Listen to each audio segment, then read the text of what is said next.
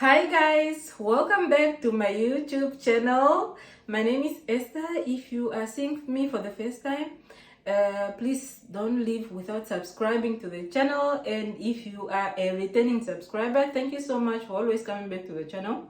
I appreciate it. So in today's video, I want to give a shout out to Angel Ndina. Angel Ndina, thank you so much for interacting with me in the comment section, liking, sharing my videos. I appreciate your support. So in today's video, I am going to talk about Cbt and Osce for registered nurses. In my previous videos, I've been speaking a lot about English tests, which is IELTS and OET, but I never spoke about Cbt and Osce, okay? So what is Cbt? Cbt is a practice test. It's a computer-based test. It's just a set of multiple choice questions that you answer within a certain limited time. So when do you do Cbt? You do Cbt after you complete and you pass your English test. Then you move on to the Cbt test. I'm advising you to do your Cbt test after you pass your English because this Cbt test can expire within 2 years, okay? If you do it this year and you did not pass your English within the next 2 years, that means your Cbt test result will expire and you will need to redo it again. I remember in 2018, I did my my first Cbt in Cape Town because in 2018 they did not offer this test in Namibia, so I had to travel to do this in Cape Town. And mind you, I did not take this test serious at first because I undermined it because I thought it's a multiple choice question, like it's a multiple choice test.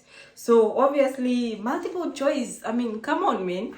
I remember I did this test, it was on the 31st, all right? It was on the 31st of December, and I got my results just at New Year. So the results comes out a few hours after you do your test. And I remember I did not make it, guys. I did not make it the first time I took my test in Cape Town.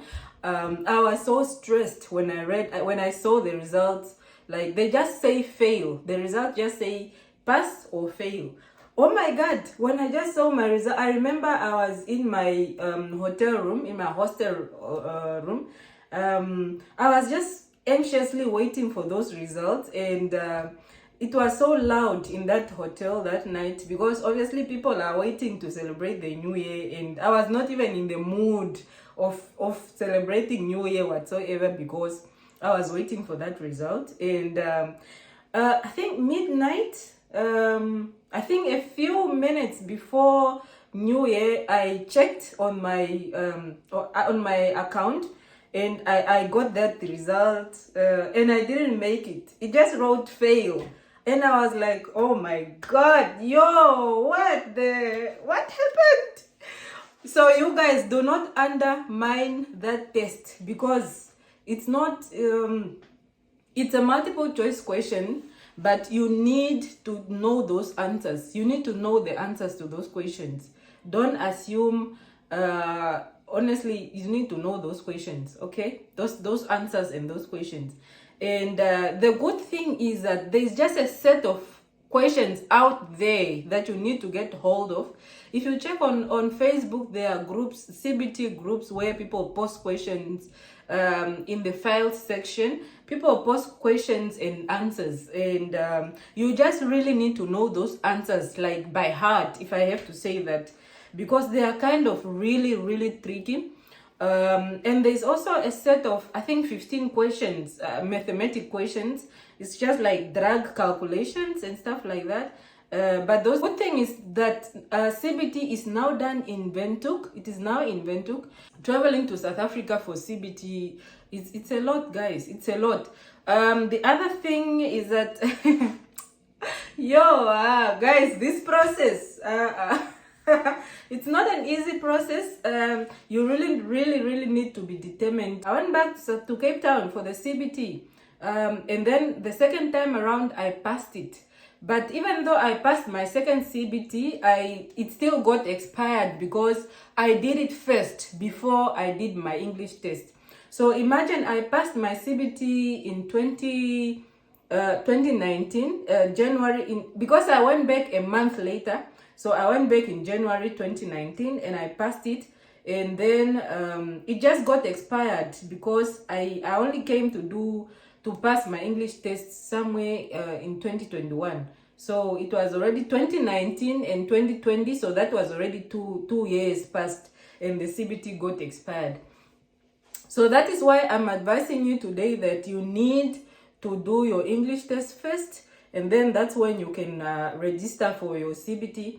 In my previous videos, you won't go anywhere without your English test. You need to get it out of the way first. All right. So CBT test is also one of the very, very important tests for the NMC, which is the Nursing Midwifery Council of the UK. You cannot register, you cannot get your PIN without, you cannot even finish your application without that CBT. So that is the second thing you do after you pass your OET or your IELTS, okay? And then let's move on to OSCE. So arrive in the UK, you will then need to do your OSCE, which is the Objective Structured Clinical Examination. That is now practice, where you will practice carrying out procedures, and then you are being examined.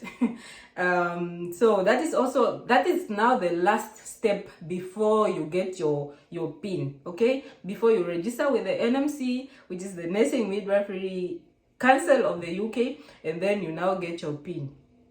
Again, this OSCE test is also not something easy. When you get trained, when you first get to the UK, you get, I think, 8 weeks of training, intensive training. You will be going to classes, you will be doing practical, you will be doing practice on mankins and catheterization, administration of medication, taking of observations, giving intramuscular injection, giving subcutaneous injection, a lot of other things. So you will be doing those practice lessons, guys. The test is paid for you by your employer, and then you go, after you now complete your practice, your training and everything, they will now take you to the test centers. There are 4 test centers in the UK. There is Northampton, there is Ulster University, which is in Northern Ireland. I went to Belfast, Northern Ireland. That is where I did my OSCE.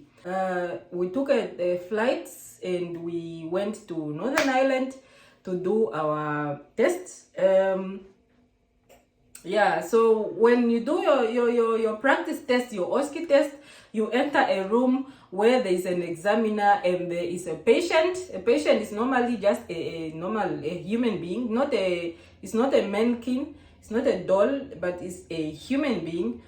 So you will be given 4 stations where you will be like, doing things like practice.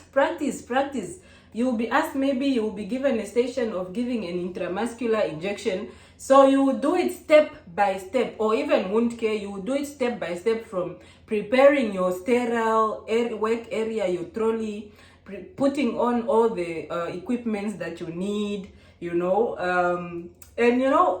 putting on your protective equipment, gloves, apron, mask if you need it, goggles if you need it, things like that, you understand? And normally if you fail this test, your company will pay for you to redo the test. And the good thing is that you will repeat the station that you failed. Okay, maybe you failed wound care, maybe you just touched something with you just did something wrong in the procedure and you failed that section. You repeat the one that you failed. Okay. It's just to brief you guys that there is CBT that you need to do after your IELTS test. Before you leave your country, you need to do CBT. You go online and you search for Pearson VU. Pearson VU, that is where you create your account and book for your CBT test. It's not such an expensive test, but it's something that you need to do before you leave your country, before you leave Namibia. With that said, I've come to the end of today's video. Please guys, if you have any questions for me, leave them in the comment section. I'll answer your questions, and don't be afraid, don't be scared. You will do it just like I did it. You too will do it. So thank you so much. I'll see you in the next video. It's a bye for now.